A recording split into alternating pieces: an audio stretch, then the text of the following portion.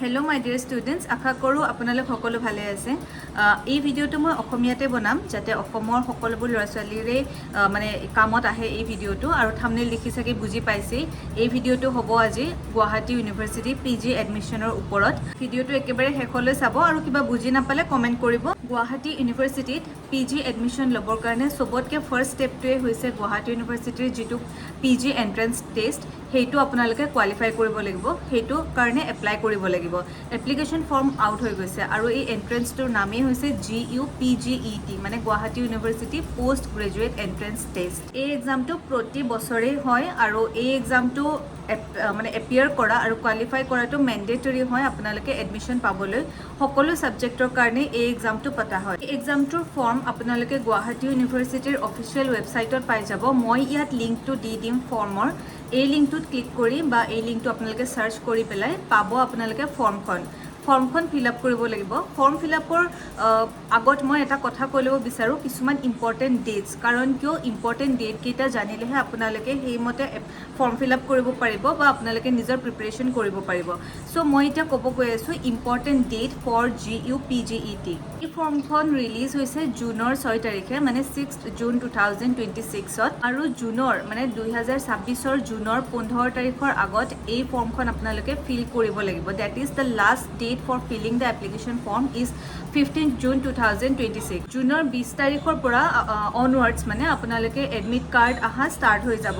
এই এক্সামটো কিন্তু অফলাইনে হয়, এইটো কোনো অনলাইন প্ৰভিজন নাই আৰু এই এক্সামৰ যিটো ডেট, যিটো চবতকৈ এতিয়া ইম্পৰ্টেণ্ট এই ভিডিঅ'টোৰ GUPGETৰ ডেটছবিলাক হৈছে জুলাই 3, 4, 5।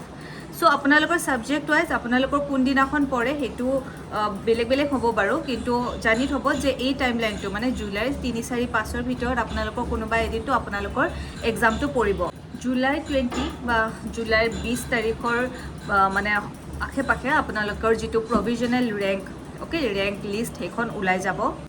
যিবিলাক আপোনালোকৰ ট্ৰেডিশ্যনেল ছাবজেক্ট আৰু যোনে ট্ৰেডিশ্যনেল ছাবজেক্টছবিলাকতে এডমিশ্যন ল'ম বা এণ্ট্ৰেঞ্চটো দিম বুলি ভাবিছে তেওঁলোকৰ এডমিশ্যন হ'ব জুলাইৰ 27 তাৰিখ মানে 27 জুলাই 2026।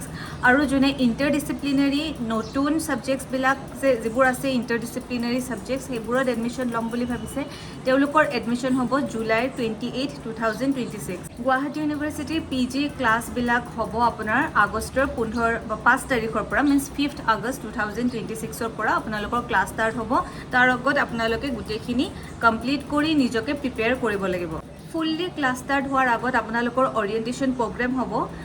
3 আগষ্ট 2026ত এটা কমন অৰিয়েণ্টেশ্যন প্ৰগ্ৰেম হ'ব which is common for the entire university আৰু 4 আগষ্ট 2026ত আপোনালোকৰ ডিপাৰ্টমেণ্ট ৱাইজ অৰিয়েণ্টেশ্যন প্ৰগ্ৰেম হ'ব which you should attend। যিহেতু মই আপোনালোকক কমনকৈ কৈ দিলোঁ যে 3, 4, 5ৰ ভিতৰত আপোনালোকৰ ছাবজেক্টবিলাক পৰিব বা আপোনালোকৰ এক্সাম হ'ব, কিন্তু একজেক্টলি মানে কোনদিনাখন কোনটো ছাবজেক্ট হ'ব সেইটো জনাটো আপোনালোকৰ কাৰণে ইম্পৰ্টেণ্ট, বিকজ আপোনালোকে নিজৰ ছাবজেক্টৰ দিনাহে নিজে সেইমতে প্ৰিপেয়াৰ হ'ব লাগিব। চ' এতিয়া মই ক'ব গৈ আছোঁ যে কোনদিনাখন কোনটো ছাবজেক্ট পৰে। আৰু এটা কথা কৈ দিওঁ এইখিনিতে যে এদিনত 3টাকৈ মানে শ্বিফ্ট ছেশ্যন থাকিব। এক্সাম 2 ঘণ্টাকৈ হ'ব। এটা মৰ্ণিং শ্বিফ্ট থাকিব যিটো ৰাতিপুৱা 9টাৰ পৰা 11টা বজালৈ, ছেকেণ্ড শ্বিফ্টটো হ'ব 12টা বজাৰ পৰা 2টা বজালৈ আৰু থাৰ্ড শ্বিফ্টটো হ'ব 3টা বজাৰ পৰা 5টা বজালৈ। চ' এদিনত 3টা শ্বিফ্টত 3টা ছেশ্যনত আপোনালোকৰ এক্সাম হ'ব আৰু এটা শ্বিফ্টত মোৰ দেন 1 ছাবজেক্টৰ এক্সাম হ'ব। চ' কোনটো এক্সাম কোনটো দিনা আৰু কোনটো শ্বিফ্টত হয় মই সেইটো এতিয়া আপোনালোকক কৈ দিছোঁ। সেইটো আপোনালোকে মন দি শুনিব যাতে বেলেগ ছাবজেক্টৰ দিনাখন আপোনালোকে নিজৰ বুলি ভাবি বহি নাথাকে এক্সাম হলত। যিটো 3 তাৰিখৰ চবতকৈ ফাৰ্ষ্ট শ্বিফ্ট মানে 9টাৰ পৰা 11টা সেইটোত এইকেইটা ছাবজেক্ট পৰিব: environmental science, English language teaching, philosophy, MTech VLSI আৰু মাইক্ৰ' ইলেক্ট্ৰনিক্স। এই 4টা ছাবজেক্টেই পৰিব ৰাতিপুৱাৰ ছেশ্যনটোত 3 তাৰিখে। আৰু ছেশ্যন 2 মানে যিটো আফটাৰনুন 12টাৰ পৰা 2টা তাতে আপোনালোকৰ subjects like Sanskrit, political science, geology, microbiology, psychology, electronics and communication, micro' electronics and advance communication এইকেইটা ছাবজেক্ট পৰিব আপোনাৰ ছেশ্যন 2ত। ছেশ্যন 3 যিটো আপোনালোকৰ আবেলি মানে শ্বিফ্ট 3টাৰ পৰা 5টালৈ 3 তাৰিখেই পৰিব আপোনালোকৰ botany, zoology, chemistry, MTech in advance communication and information system, linguistics, folk tale studies.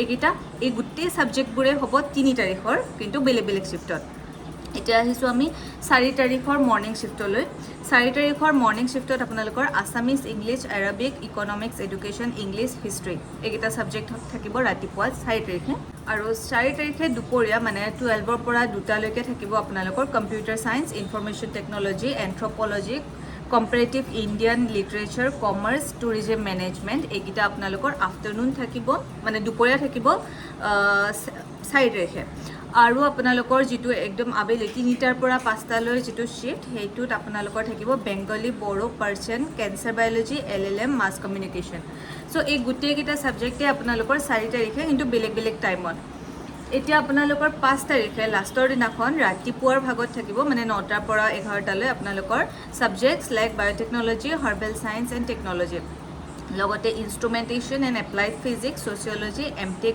Research in AI and ML মানে মডুলাৰ এইখিনি আপোনালোকৰ ৰাতিপুৱা থাকিব তাৰপাছত আপোনালোকৰ দুপৰীয়া মানে ফ্ৰম 12 to 2 আপোনালোকৰ থাকিব geography wild life science women studies MA in performing arts mathematics আৰু আপোনালোকৰ 3টাৰ পৰা 5টা ইভিনিং শিফ্টত থাকিব physics statistics MTech in information technology MTech in biotechnology library and information science okay so' এইকেইটা ছাবজেক্টৰ মই ধুনীয়াকৈ বুজাই দিলোঁ কোনখিনি টাইমত কোনটো দিনত কোনটো এক্সাম পৰে ভুল নকৰিব নিজৰ এক্সামটো নিজৰ টাইমতহে যাব আকৌ আপোনালোকে নিজৰ এডমিট কাৰ্ড অহাৰ পিছতেই নিজৰ একজেক্ট চেণ্টাৰটো গম পাব পাৰোঁ তথাপিও মই এটা কথা কৈ থ'ব বিচাৰোঁ নৰ্থ ইষ্টৰ কোন জেগাত কি চেণ্টাৰ আছে গুৱাহাটী ইউনিভাৰ্চিটিৰ এণ্ট্ৰেন্স এক্সামৰ কাৰণে মই এবাৰ গোটেই চেণ্টাৰকেইটা কৈ দিব বিচাৰোঁ গুৱাহাটীৰ চেণ্টাৰটো গুৱাহাটী ইউনিভাৰ্চিটিতেই পৰিব বৰপেটাত আছে MC কলেজ ডিব্ৰুগড়ৰ DHSK কলেজ যোৰহাটৰ JB ইউনিভাৰ্চিটি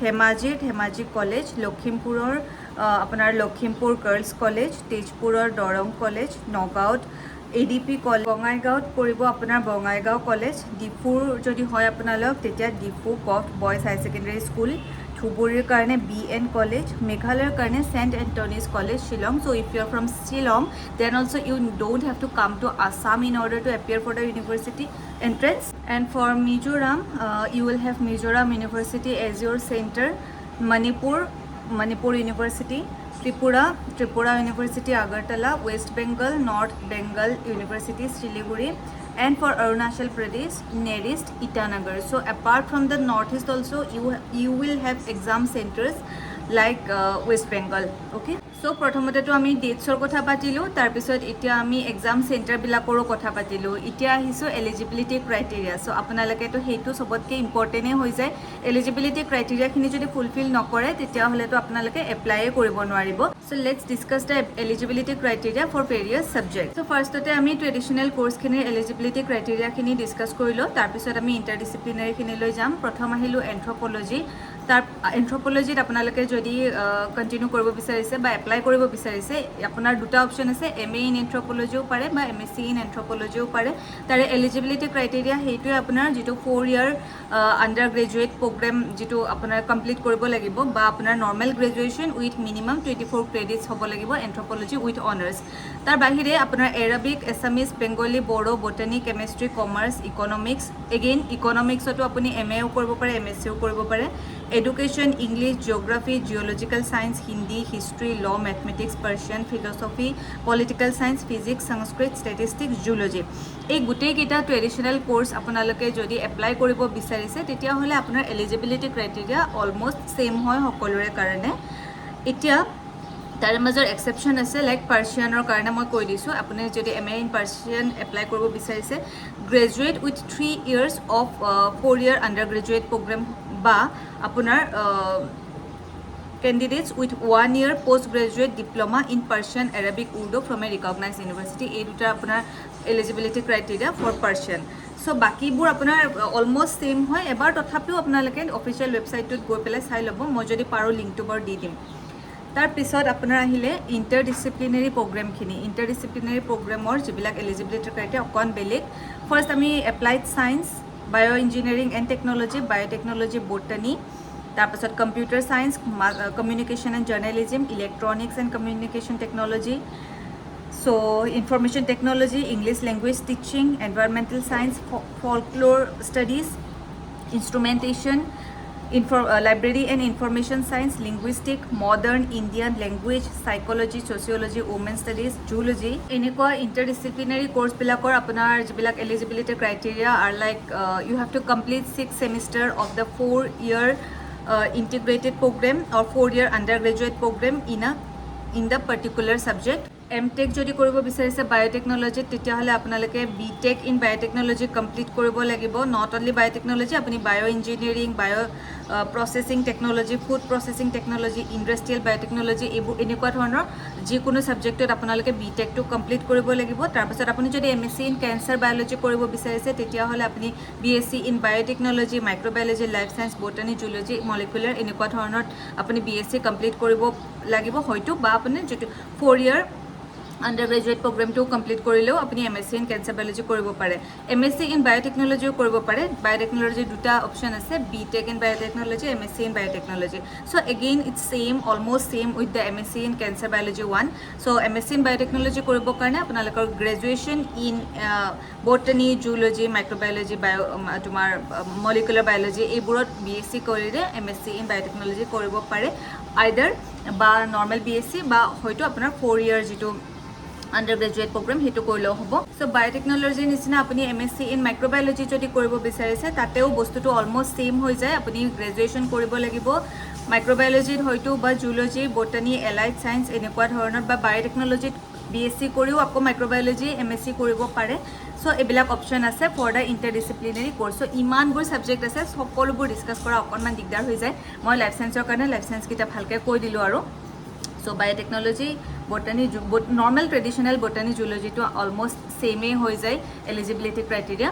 চ' এইকেইটা ইণ্টাৰডিচিপ্লিনাৰী, মাইক্ৰ'বায়'লজি, বায়োটেকনলজি, এইখিনিৰ কাৰণে আপোনালোকক কৈ দিলোঁ। যিকোনো বেকগ্ৰাউণ্ডৰ পৰা মানে লাইফ চায়েন্সৰ যিকোনো বেকগ্ৰাউণ্ডৰ পৰা আহি আপোনালোকে MSc in বায়োটেকনলজি এণ্ড মাইক্ৰ'বায়'লজি কৰিব পাৰে। এইখিনি এলিজিবিলিটি ক্ৰাইটেৰিয়া এনেও চমুকে মই কৈ দিলোঁ, বাকী নিজে আপোনালোকে চাই ল'ব লাগিব এবাৰ। তথাপিও ৱেবছাইটত গৈ আপোনালোকে চাব। আপোনাৰ GUৰ যিটো PG এডমিশ্যনৰ বা এণ্ট্ৰেঞ্চৰ আপোনালোকৰ ৰিজাৰ্ভেশ্যন পলিচিটো যদি এবাৰ আমি আলোচনা কৰোঁ, ৰিজাৰ্ভেশ্যন আছে অবভিয়াছলি। চিডল কাষ্টৰ কাৰণে আপোনালোকৰ 7% ৰিজাৰ্ভেশ্যন আছে। চিডল ট্ৰাইবৰ কাৰণে বা যিটো প্লেইনৰ ST কাৰণে 10% ৰিজাৰ্ভেশ্যন আছে, আৰু ST হিলছৰ কাৰণে 5% ৰিজাৰ্ভেশ্যন আছে। এতিয়া মই আহিছোঁ আপোনালোকৰ এপ্লিকেশ্যনৰ পাৰ্টটোলৈকে। ফাৰ্ষ্ট কামটোৱেই হৈছে আপোনালোকে ৱেবছাইটত যাব লাগিব গুৱাহাটী ইউনিভাৰ্চিটিৰ, যিটো লিংক মই দি দিম, আগতেও কৈছোঁ। লিংকটোত গৈ ফাৰ্ষ্ট আপোনালোকে ৰেজিষ্ট্ৰেশ্যন কৰিব লাগিব। যদি আপোনালোকে আগতেই কৰিছিলে তাতে ৰেজিষ্ট্ৰেশ্যন তেতিয়াতো হৈ গ'ল, নহ'লে নিউ ৰেজিষ্ট্ৰেশ্যন কৰিব লাগিব পৰ্টেলটোত গৈ। 15 জুনৰ আগত ৰাখিব কি কি ডকুমেণ্ট আপোনালোকক লাগিব। চ' ডকুমেণ্টখিনি আপোনালোকে প্ৰথমতে ৰেডি কৰি ৰাখক, যেনে স্কেন ফটোগ্ৰাফ, আৰু ফটোগ্ৰাফৰ যিটো চাইজ <500 KB হ'ব লাগিব। Scan signature <500 KB। Educational document যি এতিয়া আপোনাৰ গ্ৰেজুৱেশ্যনলৈকে যিমান যি এডুকেশ্যনেল ডকুমেণ্টছ আছে গোটেইখিনি ৰেডি কৰি ৰাখিব, তাতে আপলোড কৰিব লাগিব। আৰু কিবা এক্সপিৰিয়েঞ্চ বা কেটেগৰী চাৰ্টিফিকেট যদি আছে সেইবোৰ চব আপোনালোকে ৰেডি কৰি ৰাখিব। চ' এনেকৈ ষ্টেপ বাই ষ্টেপ আপোনালোকে জানিবই কেনেকৈ এপ্লিকেশ্যনটো কৰিব লাগে। তেনেকৈ গোটেই ফৰ্মখন আপোনালোকে ফিল আপ কৰি ছাবমিট কৰি। মই এপ্লিকেশ্যন ফিজৰ কথা পাতিছোঁ। যদি আপোনালোকে এটা ছাবজেক্টৰ কাৰণে এপ্লাই কৰে তেতিয়াহ'লে আপোনালোকৰ এপ্লিকেশ্যন ফিজ হ'ব 800 rupees। যদি আপোনালোকে দুটাৰ কাৰণে কৰে তেতিয়া 1600 rupees, আৰু যদি 3টা ছাবজেক্ট বা 3টা প্ৰগ্ৰেমৰ কাৰণে এপ্লাই কৰিব বিচাৰিছে তেতিয়া আপোনালোকৰ এপ্লিকেশ্যন হ'ব 2400 rupees। এইখিনি কিছুমান ইম্পৰ্টেণ্ট কথা আছিলে। আপোনালোকৰ এডমিশ্যন কমপ্লিটলি এই এণ্ট্ৰেঞ্চটোৰ ওপৰতেই বেছড কৰি কেনে হ'ব। যোনে ভাল মাৰ্কছ পায়, ৰেংক ওপৰত থাকে, সিহঁতৰ এডমিশ্যন ফাৰ্ষ্টতে হ'ব। এইটো আৰু ক'বলগীয়া কথাই নহয়। চ' বেলেগ একো আৰু উপায় নাই, আপোনালোকে এণ্ট্ৰেঞ্চটো দিবই লাগিব for every subjects. And I wish you all the best. ইয়াৰ বাহিৰেও কিবা যদি আপোনালোকৰ জানিবলগীয়া কিবা নুবুজা কথা আছে তেতিয়াহ'লে এটা কমেণ্ট কৰি জনাব, আৰু ভালকৈ দিয়ক এক্সামটো। All the best. আপোনাৰ অকল লাইফ চায়েন্স ৰিলেটেড যিখিনি ছাবজেক্ট আছে তাৰে যদি গাইডেঞ্চ লাগে, কোচিং লাগে তেতিয়াহ'লে মই প্ৰভাইড কৰিব পাৰিম। বাট অফক'ৰ্ছ আৰ্টছ বা কমাৰ্চৰ ছাবজেক্টবিলাকত নোৱাৰিম বাৰু। Life science like microbiology, biotechnology, botany, zoology এইখিনি ছাবজেক্টৰ কিবা যদি গাইডেঞ্চ লাগে আপোনালোকে মোক কণ্টেক্ট কৰিব পাৰে, কমেণ্ট কৰিব পাৰে। বাকী এইখিনি আৰু মইতো ডিটেইল কোচিং প্ৰভাইড কৰোঁ নেট বা স্লেটৰ। আপোনালোকে যদি থ্ৰু আউট আপোনালোকৰ MSc বা বিগিনিঙৰ পৰাই কোচিং ল'ব বিচাৰে নেট স্লেটৰ তেতিয়াহ'লে মোক কণ্টেক্ট কৰিব পাৰে in the given number, or you can comment down below'. Bye and all the best.